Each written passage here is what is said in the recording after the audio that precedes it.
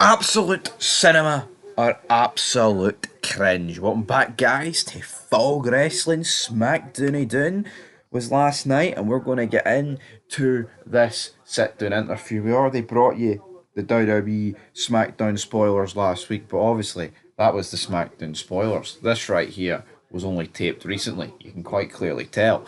And CM Punk and Roman Reigns met face to face. There's already a few memes coming out of it. I'm seeing when your homie says he'll be on Xbox and he's not, and Roman Reigns is like, "Wise man, where is he? We agreed to meet at this date," and all that good stuff. I mean, Roman Reigns is pretty good at memes, but again, I think you either love this or you hate it. And where Fog Wrestling on the matter?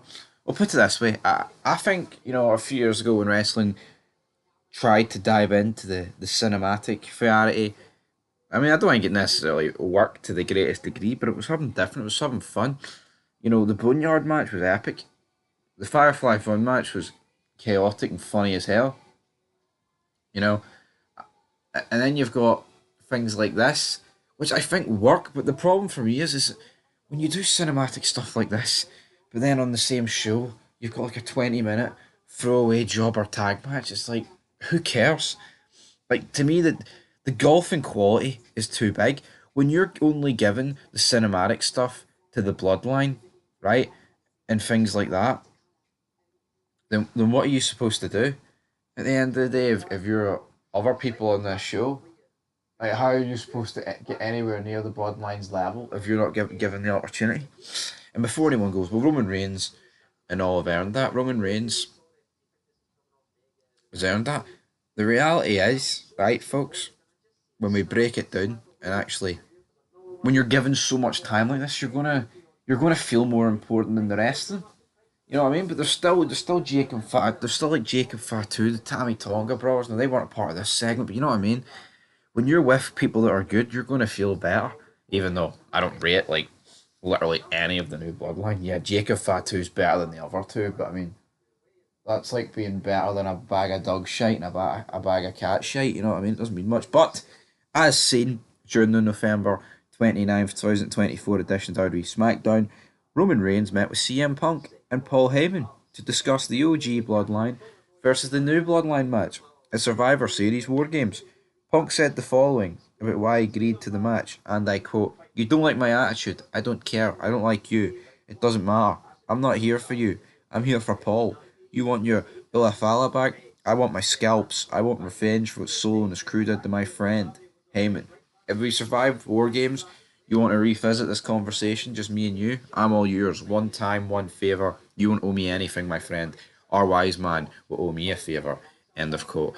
Heyman did not disclose what the favour was to Roman Reigns, or was to Punk, sorry, to about Roman Reigns, but I tell you what, man, this wee 5 minute segment between these two is enough to tell me that Roman Reigns against CM Punk at WrestleMania Night 2 for the championship.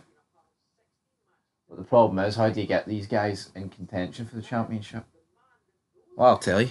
Cody Rhodes loses the belt to Kevin Owens, and then one of these two can defeat Kevin Owens at the Rumble. Maybe. Why not? Why not CM Punk win against Kevin Owens at the Royal Rumble, and then Roman Reigns can defeat CM Punk at WrestleMania? Why not? Because this is a match I'm actually interested in. Normally here on Fog Wrestling, it's so doom and gloom and we hate wrestling. But you know what? CM Punk against Roman Reigns, I welcome that. I want that. That's good. And here, it's something that should be done. It's something that should be done. Punk doesn't have infinite years left. Hell, Roman Reigns doesn't have infinite years left, guys. It's 2024. Mania will be 2025. You need to get these dream matches fired out as long as possible. Now, I'll be fair. It is Cena's last year. If they want to do Cena against like CM Punk at WrestleMania, then by all means go ahead. But really looking forward to WrestleMania this year. You've probably going to get Rock involved. A lot of, this could Cena could face anybody at the end of the day, and hopefully they do the right thing. Hopefully Cena gets a really good send off at WrestleMania because by God, if one guy deserves it, it's Big Match John. But anyway, I enjoyed this segment. Leave your thoughts down below.